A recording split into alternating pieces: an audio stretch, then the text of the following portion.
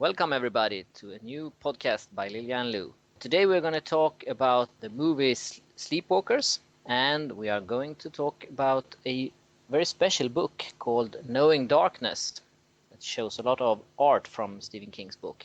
And we have the news, and we are going to draw a winner. As you might know, I have a contest on my site for a signed copy of Rocky Wood's book, Stephen King Uncollected Unpublished. And the contest has ended, and today Lou is going to help me by drawing a winner. Ooh, pressure, so pressure. Stay tuned for that.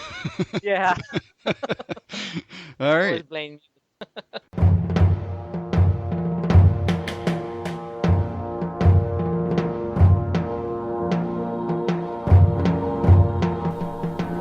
Welcome, welcome. Do not fear the door that lies before you.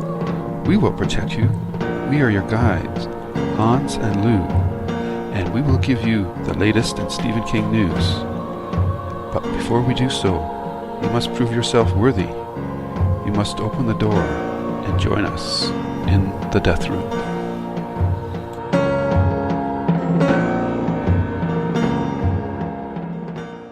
Okay, but before we get to the contest, we're going to do the news. So we're going to kick it off. Start with some sad news, unfortunately. Michael Clarke Duncan, who played John Coffey and Frank Darabont and Stephen King's The Green Mile, passed away a couple of weeks ago at the age of 54.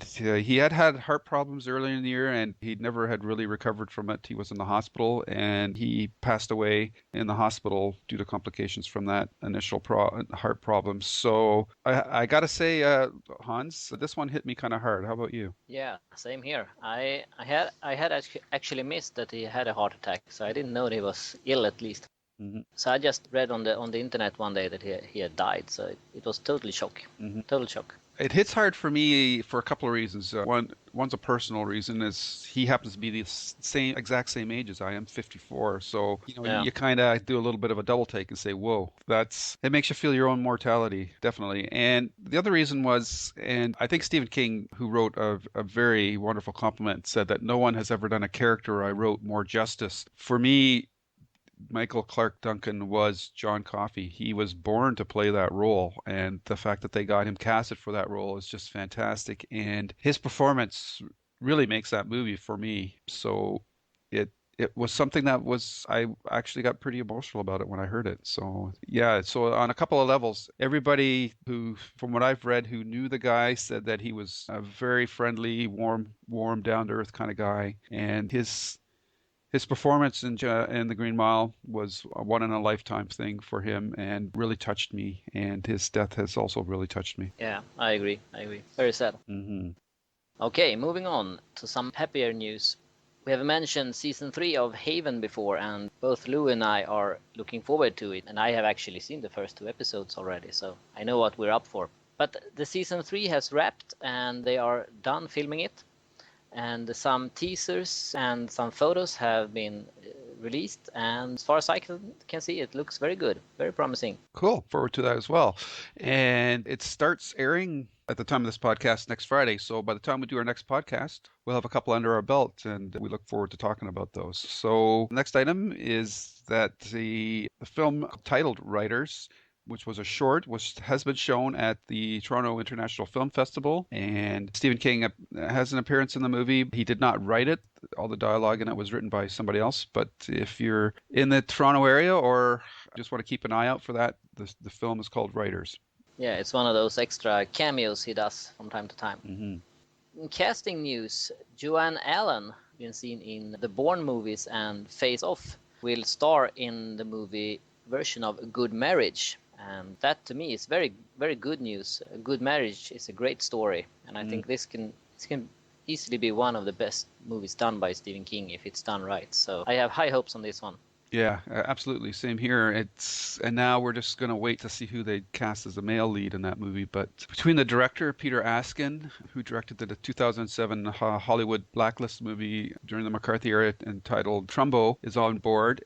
Apparently, Stephen King has scripted the screenplay for the story. So this really, really gets me excited that Joan Allen has been cast in this. Now, I'm really curious to see who they're going to get for the male lead. I'm trying to come up with some names. It would be kind of a kicker if they cast Timothy Robbins as the male lead Yeah. to play against his Andy Dufresne. That would be interesting casting. Yeah, yeah, I agree. It would be good if they picked someone who looked kind. Mm-hmm. Absolutely. Would be fitting for the part. Right. And Yeah. in another related news item to the Toronto International Film Festival, there was a screening of a documentary called Room 237, which deals with the hotel room in the Overlook Hotel. And apparently, I was not familiar with this, and I don't think you were either, Hans, were you?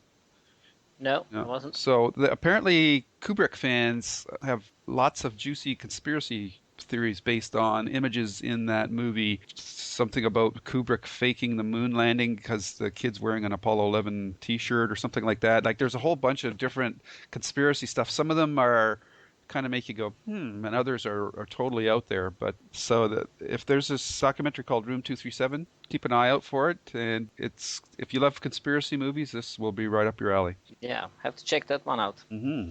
Yeah. Yeah, I have to say one more thing before we end the news. Okay. We haven't mentioned Carrie in this news. Oh. We have mentioned Carrie in every news, I think, since we started doing this podcast. Okay. I think I read on Twitter that they have finished shooting the movie. We better mention that, so we have mentioned Carrie in every episode so far. Okay, well, I think we just did. Yeah. Okay, well done. And our last news this time is quite exciting. Dr. Sleep has gotten a release date, and unfortunately it won't be until September 24th next year, so we have about a year to wait for this one. But closer up is Joyland, that's being released June 4th next year. And the exciting news about that one is that it has now gotten a cover, which I personally like quite a lot. I think it will fit perfectly for the Hard Case Crime series of books.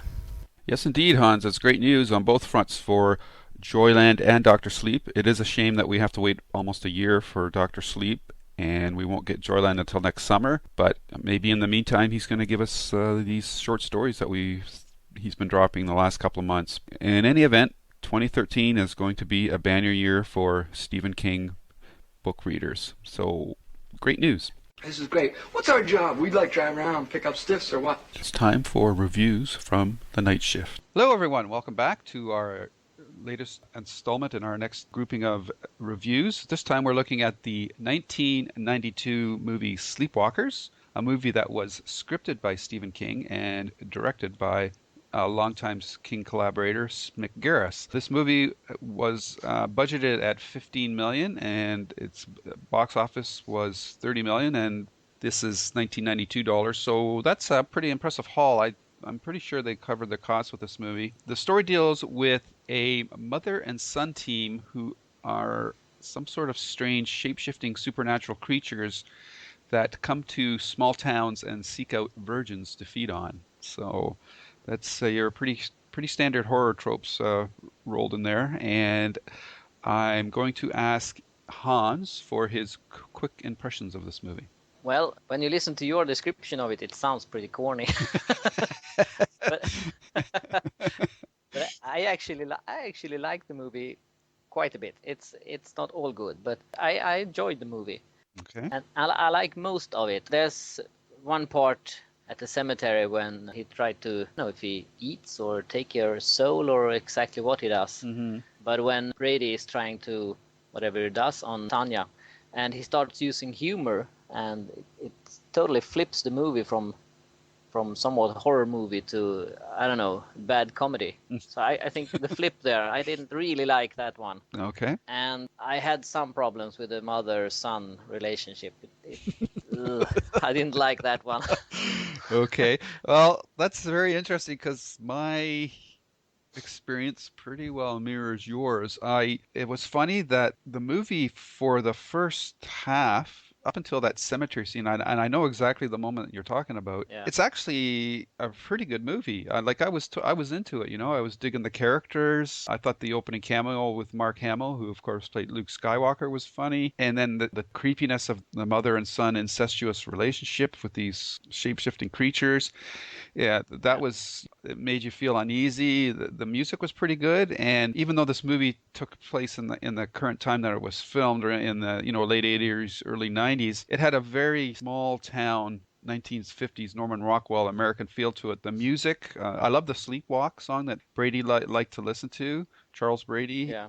and the Yeah. girl. I love the music. Yeah, and the girl, I'm hoping to sing her name right. Majin Amick. She was luminous. Like when she was dancing in the theater, cleaning, sweeping Yeah. up the floor, and she was just luminous in those scenes. And I thought it was really well done. So this movie really got me involved with the characters. So and I was quite into it. And it started to stray a little bit for me when the one police officer with the cat started chasing the Yeah. guy. Yeah. That's when it started to lose it a little bit. But there was some cool special effects. I believe this is one of the first films that used morphing, so that was kind of interesting. But Yeah. then, like you said, it's running along pretty good. And then when it gets to the cemetery and he reveals himself in his partial form, it's like when he puts on his mask, it's like the movie ran out of money. Yeah. From that point on. Like then the movie, Yeah. I he agree. puts on his mask, but the movie takes off its mask. It was Yeah. very ironic. It just really fell apart. And then it was like you said, for a while, like it was playing. Okay, now they're making this like kind of into a comedy, like one of the Scream movies or something like that. Yeah. But Yeah. then it just got really cheesy, and it's just like they ran out of money. It just felt like it looked and it felt like they were shooting it on a movie studio lot. And yeah, there were story problems here because these creatures, I don't know if we ever had a name for them beyond Sleepwalkers, but they're kind of some sort I of don't think cat so. creature. Yeah, they hate cats anyway. Yeah, they hate So cats, and they kind of look like cats themselves. yeah. Like they have interesting powers. They can make themselves invisible. Yeah. They can make cars morph. I don't know how they got that power, but they Yeah. call it the glimmer, right? Who wouldn't like to have that Yeah, one? but it was weird how, and in a way, I'm kind of puzzled that Stephen King wrote this. It's hard to believe it because Yeah. he's usually really good at setting up the rules, but Yeah. we are not. At least I'm not familiar with these creatures, so I didn't really understand why it had to be the boy that had to collect the spirit Yeah. from the girl. Like at a certain point after he's injured, why didn't the mother just do it? Yeah. Yeah. I don't know that That's either. never So explained. So at a certain point, like once that cemetery team scene comes along, the movie just throws everything out of the window, yeah. and it just Yeah. becomes a string of bad action scenes that look pretty cheesy. So Yeah. yeah, so that was really disappointing. Yeah. I, I was kind of disappointed that they actually started to smoke and catch fire when they were clawed by cats. yeah, It would have been better if they just fell apart or something, but smoke and I mean it didn't. No, it didn't work. yeah. So yeah, so there was No. lots of opportunity for some cool stuff here, and they just, I don't know. Yeah. It's like literally they ran out of money. I don't know. It's like once everybody had their cameo, it's like okay, Yeah. oh, we spent all our money on cameos. We can't, Yeah. we can't finish the But movie now. yeah. There were two things that I liked. One I liked because it was good, and one because it was really bad. Mm. But I liked it anyway. So the first thing I liked was all the cameos. It was Yeah. really fun to look for all the famous people in it. So that was the good thing. And I don't know if you noticed, but when at the end when all the cats are attacking the house, and we see the cop cat, Chloe's, I think was the name. Right. He runs up on a tree and up to the top floor of the house. Hmm. And when he comes to a closed window, you can see how he lifts his, I don't know if you can say fist on the cat, but he lifts it and smash the windows and jump in. Oh. And I never seen the cat do that, but I laughed very Oh, hard when okay. I I didn't saw notice that, but I did notice that he somehow broke the window, and I'm going, that's pretty convenient. Yeah, and it was just like he smashed it with his paw, so that was, well, Oh, okay. uh, Yeah. he was a cop cat after all, so maybe maybe learn something.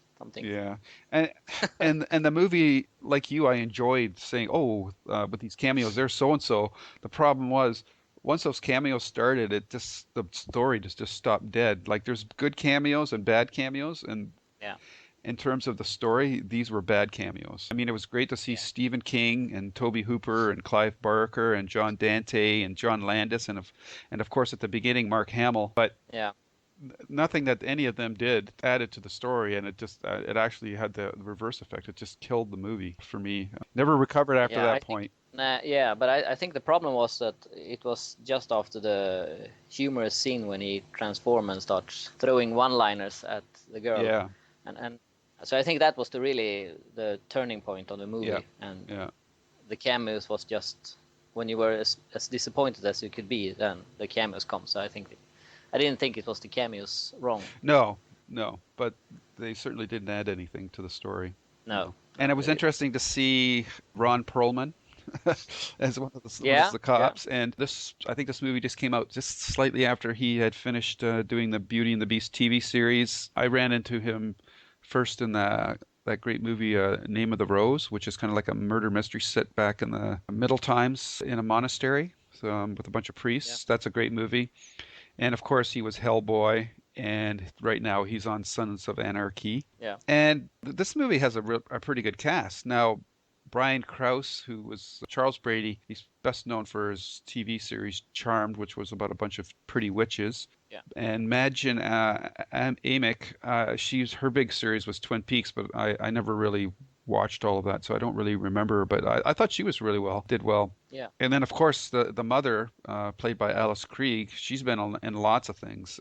I first remember her was in Ghost Story, the movie based on the Peter Straub book. So yeah, she's also been in Deadwood, Chariots of Fire, Star Trek First Contact, and the horror movie Silent Hill. So it's a pretty good cast, and they're actually carrying the movie quite well. Like I believe the relationship between Charles and Tanya, like it really felt like they had something there.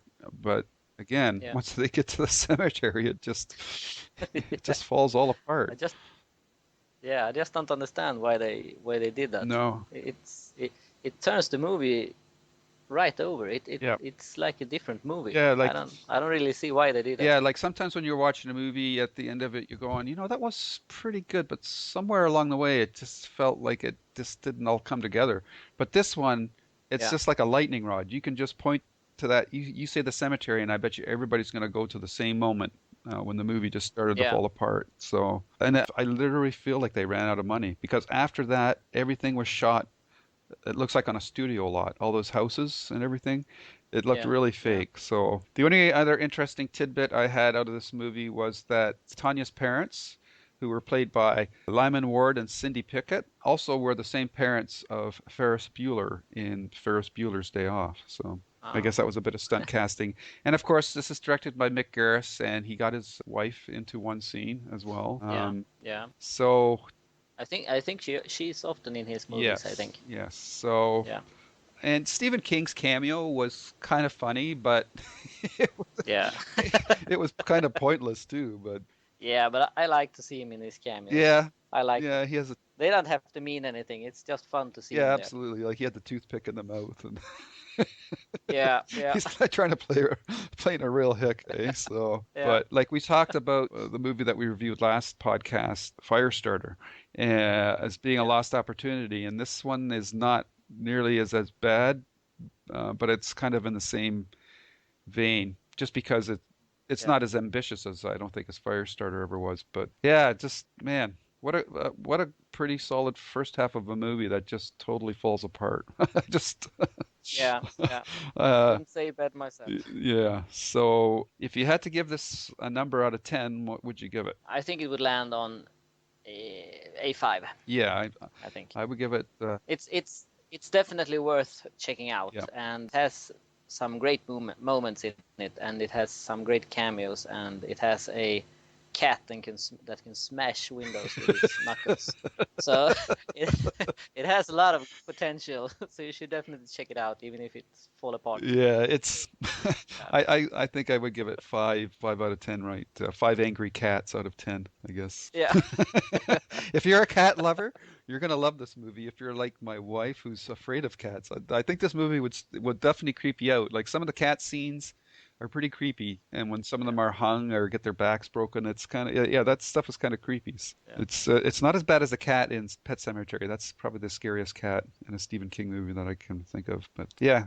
Creepy cats, definitely. So there you go. Yep. That is our review of the movie Sleepwalkers. It's not a terrible movie, and as Hans said, it's definitely worth checking out. But it's kind of a movie that you like enough that you're not going to hate it. Yeah, exactly. And now, we visit the King Crate and see what Miss Treasures, the Fluffy the Crate creature from Creepshow, has left for us to examine.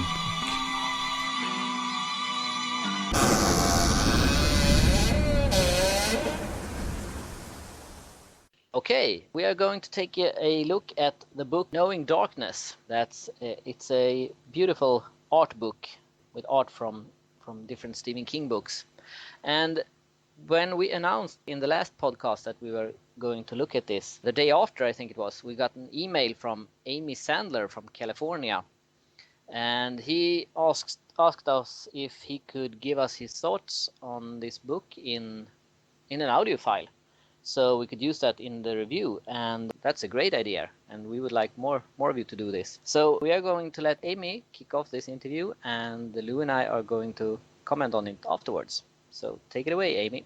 Well, hello there, Hans and Lou. My name is Ami Sandler, and I am recording from Southern California here in the United States, and this is my first contribution to the podcast world of entertainment, as it is these days, and I am contributing this fan portion of the hopeful upcoming episode of the Lilja and Lou podcast.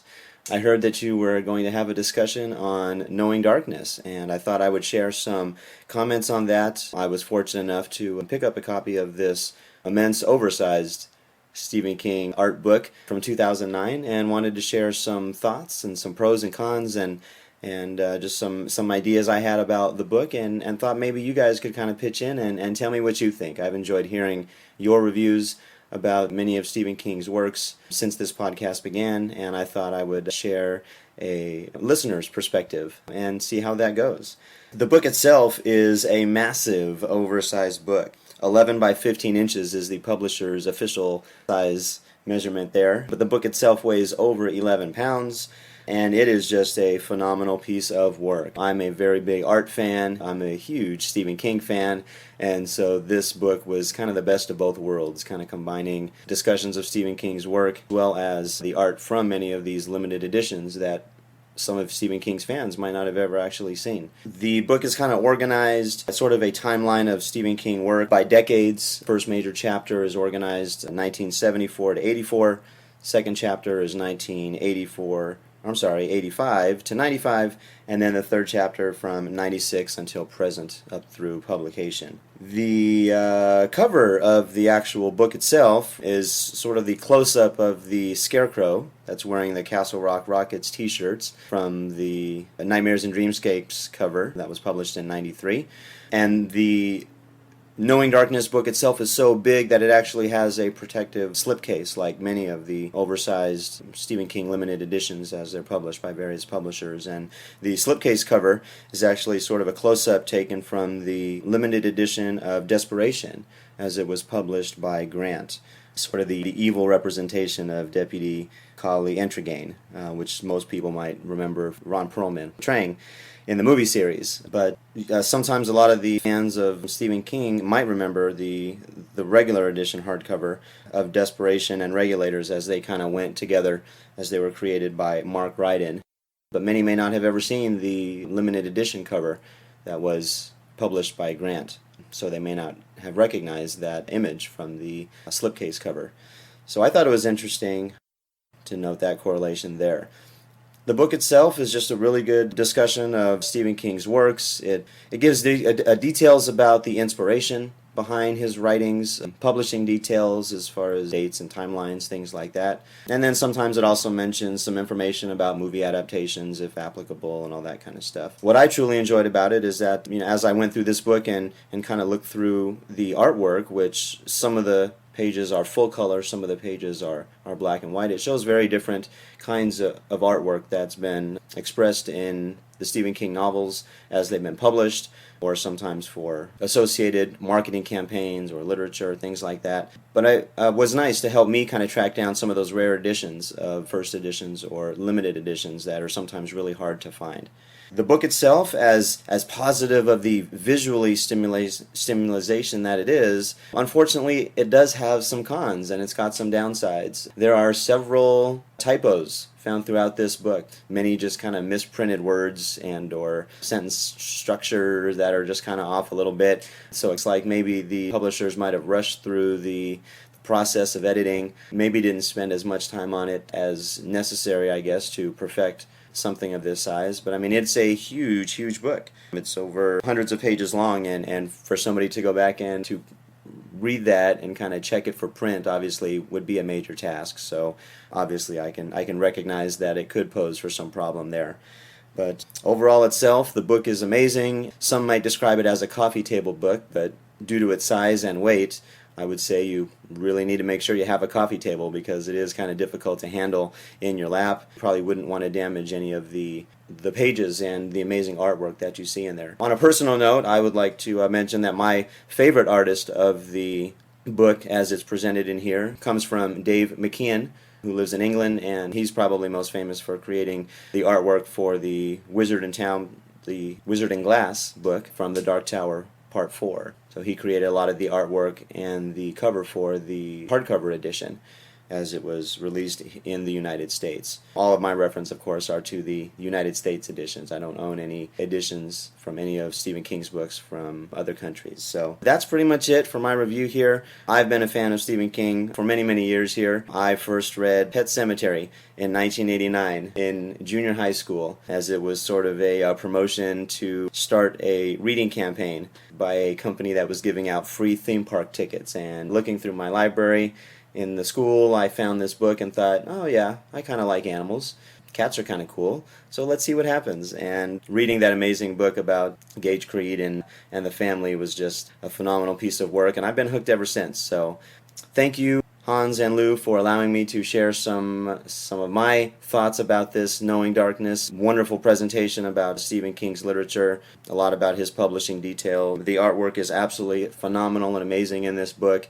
If you're a fan of Stephen King and a fan of art like myself, you will not be disappointed. The book itself is truly an amazing publication here. So many more pros than the few cons of typos and minor typesetting mistakes that are in the book itself. But it is an amazing review of Stephen King and for 30 years of his work. And if you enjoy Stephen King, as I'm sure you do if you're listening to this podcast, then I think you won't be disappointed. So thank you for allowing me to participate. I hope this works for the podcast. Thank you so much, and signing off from Southern California. Hi, Ami. This is Lou. Thank you very much for sending in that audio clip. You obviously did a lot of work and prep for it, and really appreciate you sending it in. We owe you an apology for mispronouncing your first name. So sorry about that. Please accept our sincerest apologies, and we really appreciate you sending in that audio clip. You obviously did a lot of hard work with it, and I got quite a chuckle out of your Pet Cemetery story, saying that you liked pets and thought, no, this looks like a good book to read. So you picked one of his darkest books to start with, so that must have been a very interesting introduction into the world of Stephen King. But once again, thank you very much for sending in that audio clip review of Knowing Darkness, and you're going to see in our review of it that we agree with many of the points that you made. So thanks again, and hope to hear from you in the future, even though we pronounced your first name wrong. Sorry about that. Take care. Yes, and those were Amy's thoughts on the book. And I have to say, I agree with most of them. I haven't really noticed as many typos as he mentioned, but since I'm not English, I am excused. How about you, Lou? I've heard those comments from other people as well, and there are some typos, which is unfortunate because it is such a beautiful book. Yeah. My problem and my favorite thing about the book is actually the size. Yeah. Because when you're going to show art, it's a great thing that it's a big book and you can fold out, so you can get photos that are twice the size. Mm-hmm. But it's a drag to read it. Yeah. I mean, how do you read it? You can't very well lay on your back, because then you're going to end up with a broken nose. But it's a hard book to read. But if you have the right place to read it and you have the time to read it, I think it's a great book. I totally agree with you. And in reference to your remarks about how big it is, this is a book that's 11 inches by 15 inches, and it weighs about 15 pounds.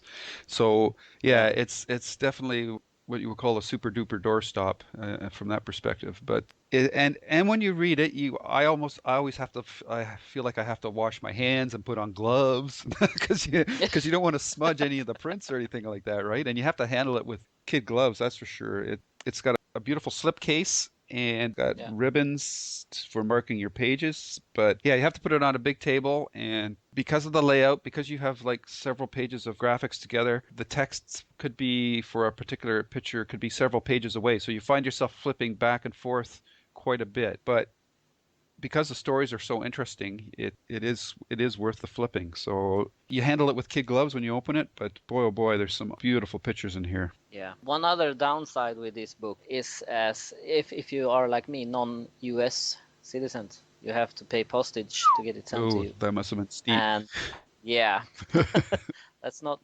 something you just fish out of your pocket. It costs a lot of money to send a book like this. So that's one downside. Right. But if you're willing to spend the money, it's a great book to spend it on. Yeah, this is a pricey book to say the least. It's going to run you a couple of $100. If you keep an eye out, you might get lucky. They were having a sale for a while for slightly damaged books, and that's when I was able to get my copy of it. And I've looked at it from back to front, and whatever imperfections there are, they must be minor because I really can't notice anything. But so I was Yeah. quite fortunate to get this for a steal. As Amy mentioned in his review, we have the early works, who range between 1974 and 1984, and we have the middle art from 1985 to 1995, and then we have from 1996 to present. And I don't remember when this book is released. Was it in 2010 maybe? 2009. 2009, okay. Hmm. So it's divided in those years, and then in each it's divided on artist. So you get the artist, one artist per chapter. Hmm. And there's some big names there: Don Brodigan, Bernie Wrightson, Yeah. Michael Whalen, Drew Struzan, Daryl Anderson. So yeah, this just a lot of amazing artwork in this book. Yeah, definitely. Do you have a favorite artist? Well, like Stephen King's stories, I can't just pick one. I mean, I go through periods because I grew up with King. I like a lot of the early stuff, and I still Yeah. think some of the earliest versions of his books are the best. Like, for instance, The Stand. Probably the one that people are seeing a lot now is the two characters in medieval clothes sword fighting with one another. One's Yeah. light and one's Yeah. dark. But for me, when I bought The Stand the first time, it's actually the back cover of the slipcase with the Randolph flag face and I guess it's a crow or a raven, and Yeah. then they're Yeah. floating over the top of a mountain range, and it's in a blue, purpley black, except for the eyes, which are bright. That's one of my favorites. It's a very Yeah. minimalistic cover, but Yeah. I love that cover. So that's probably one of the ones that I like quite a bit. How about you? Do you Yeah. have one favorite, or do you have a couple? Yeah. Well, I actually like the stand cover you mentioned with the two characters Okay. sword fighting, and I love the one that's actually used for the cover, the scarecrow that was used in Nightmares and Dreams. Okay. Or Riding the No, Rocket? yeah, no, it was. I'm messing it up. Isn't it Nightmares and Dreamscape, the first hardback Yep. edition of US? I believe Yeah, so. Yeah. yeah, yeah. Those two are my favorites. Okay. Yeah, What other ones? I'm just flipping through here. I love it's not a book cover, I don't believe, but it's a picture done for the Salem's Lot TV series, page 35, and it's a Yep. fantastic one with the vampire with his arms raised up over the James Mason, Lance Kerwin, and David Soul over the Marston House and Salem's Lot. I think that's one of my favorite pieces of art in here. Other book covers, man, there's just there's just so many here. I love the drawing he did of that Stein did in 1977 for Carrie for Sissy Spacek for the Cinefantastique magazine. Yeah. I also really like and again, this is a minimalistic cover, but I like the silver cover for The Shining that just has like the boy's face with no features and the dark hair. I love that one. That's on page 19. That's one of my favorites. And a lot of the stuff, anything that Drew Struzan does for The Stand, a lot of those are just awesome pieces of art as well. Yeah, he's a very talented yes artist. Yeah, and another one of my favorites is the one for Misery, where you just see the artist, the writer's in the chair, and you don't see Annie, well, because you don't see her, but you can see like her shadow across them. Yeah, I love that cover as well. Did you have any others that you wanted to mention? Actually, I wanted to mention some that I don't like that much. Okay. Can we do that? Sure. Might get lots of letters, but yeah, but that's good if people don't agree. Yeah. There are some in here that I'm not sure where they're from, but I think they're from the Limited Skeleton Crew, and they're more like photos. Oh, okay. I know the ones you mean. With lots of times with skeletons. Yeah. I think I'm looking for a page here. It's J.K. Potter. Mm-hmm. In his chapter, there are a lot of images that's more or less photos that's been manipulated. Right. I think they might be based on photos. Right. Like page 100. And so I have a little bit. I don't like them so much. Right. Yeah. So we should mention that's a good point that you're bringing up. These are not all just drawings. Sometimes it's photographs as well, mixed in with different elements. And obviously, from an art perspective, drawings are much more interesting than pictures. So and the pictures are done in a variety of styles. There's watercolors, there's acrylic, there's black and white. So there's just there's just too many pictures for us to capture for you in a podcast. But some of them have big fold outs. There's some for like Haven in here, actually, different actress than the one that's in the show. Picture of Blaine the Mono. And one more cover that I wanted to mention that I don't think it's enough notice is actually on the page after the Salem's Lot one, and it's done by the same artist, Roger Stein. Steven Stroud, and it's the cover for Firestarter. This is the version that I was first familiar with, and it's got a picture really close up of Charlie's eyes, the blue eyes, and her nose and mouth, and then over her nose and mouth and up between her eyes is a flame. And that's one of my favorite covers as well. I just in pieces of art, I just think that's a very evocative image. But yeah, a real. And then this paper size of 11 by 15, it just really makes the art even that more impressive. Because most of the time you're looking at little pictures, but here you get to see them in their full blown glory. And there's a lot of great stuff in here. A lot of stuff that you've never seen anywhere else. So definitely for me, some of the stuff like Drew Struzan's Dark Tower cover from on page 266 with Roland in front of the Dark Tower holding his gun in one hand and a rose in the other as he's in the field of roses. Just another perfect picture, and that's a fold out image as well. And then on the other side of that is the page 267 as well, but on the back side is the Men in Black going across the desert with the tarot cards in his hand.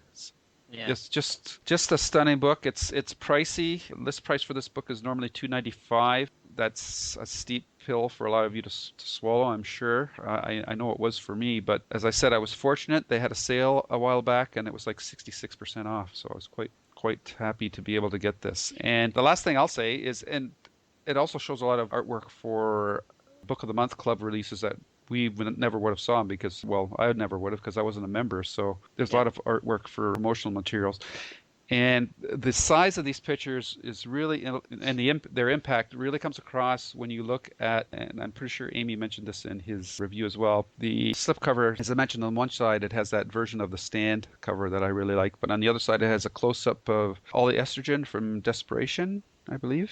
And in the corner of his mouth, you can see a rivulet of blood, and I never really noticed that until I got to see the picture this size, so... Yeah, it's very impressive. And one thing I like also is that you get the book covers, but you don't get the text that's on the book. Yes, you get the clean cover, the clean art. Yeah, excellent. And That's a great point. I like that. Yeah. And as you mentioned with the Salem Slot and Firestarter, if you just flip one more page, you have Cujo and you have different season and Pet Cemetery, and they are also very, very simple covers. Yeah. With just and the one for different season with the wheel with the different seasons in. Yep. It's beautiful when you see it Enlarged. just with a black background and no text and everything. Yes. So Yep. Great point. so Yes. it's I'm glad you a mentioned great that. opportunity Yeah. to see. Yeah, and as a collector of books in different language, this is also fun because you get covers in here that's been released on different markets in different countries that you might not have seen otherwise. So that's also a great opportunity. Yeah, and it's just the whole book. Like when you see all this collection of art, and I would guess for me, I've probably only seen maybe 30% of it before. Yeah. It's just a stunning testament to the breadth of material that Stephen King has created as a writer and Yeah. has fueled the imagination of so many other people in the creative industries, in art and whatnot, to create these images. Just amazing. Yeah, yeah. It's definitely a great book, but as you said, it's very pricey. So Yeah. if you find one at a decent price, I wouldn't hesitate. I would grab it as quick as I could. Absolutely. There's sometimes you hesitate about buying something, but this is definitely worth the money, typos included. But Yeah, it's just a visual feast for the eyes. And it's very interesting to read about these artists and how Stephen King impacted their careers as well. So, yeah, I think yeah, this price excluded, this gets the highest recommendation that I can give for any piece of work outside of Stephen King's novels himself. definitely. I agree. Okay, for a couple of weeks now, I have been running a contest on my site where the prize is a copy of Stephen King Uncollected Unpublished, which is a book that you should all have in your bookcase. It's written by Rocky Wood, great author about Stephen King, and he has been to the Holy Grail, the library, the Fogler Library, where a lot of Stephen King stuff that the rest of us will never see. So in this book, he goes through a lot of material that well, none of us could actually get our hands of it, how much we want. So this book is definitely something you should check out, and it's actually out in paperback now. So if you want a cheaper version of it, that's available as well. This book is signed by Rocky and will be delivered to you straight from his hands. And the contest has, as I said, been going on for a while, and Lou is going to help me pick the winner. Woohoo! Yeah, there were actually 538 entries in this contest. So what we're going to do, Lou hasn't seen any entries, so what I'm going to ask him to do is pick a number between 1 and 538, and that number will be the winner. Under the circumstances that he or she has the correct answer, maybe I should take the question. Oh. The question was, which of these titles are not one covered in Stephen King Uncollected Unpublished? 1. The Ladies' Room. 2. The Street Kids Bible. Or 3. Tales of a Salesman. Do you know the right answer? One of these, not a story by Stephen King. What was the second one and third one again? Sorry? The first one was The Ladies' Room. The second one was The Street Kids Bible. And the third was Tale of a Salesman. Well, I'm going to guess, just because he was on the Craig Ferguson show lately, and he talked about a great story he has, but because the guy goes, or because they go into the ladies' room and he can't figure out what happens in there. So I'm going to say number 1. Oh, okay. Yeah, that was the wrong answer. The right one was number 3, Tale of a Salesman. Oh, okay. So both the Ladies' Room and the Street Kids Bible are covered in Stephen King Uncollected Unpublished. Alrighty. Yeah. So please pick a number. Okay.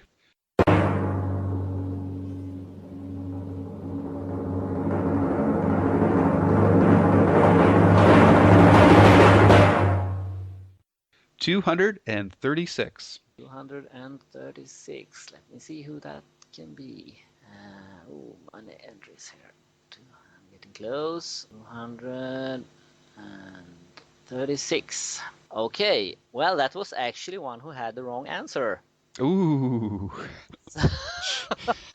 I'm not going to mention who it was, so that Okay. person has to pick feel bad about it. So pick a number again. All right, here we go.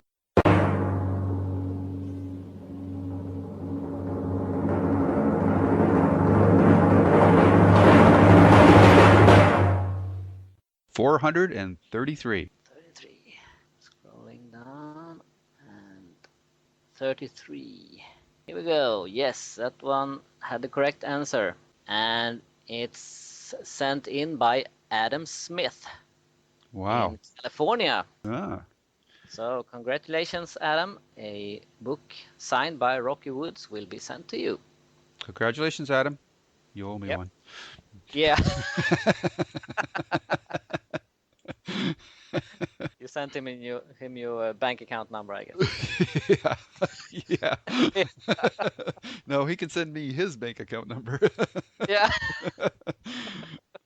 All right, so there you go. Congratulations to Adam. Yep. And with that, we're at the end of our podcast. Do you want to talk about what we're doing in the next one, Hans? Sure. The next one is going to have a review of the new Stephen King story called Batman and Robin Have an Altercation that was released a couple of weeks ago in Harper Magazine.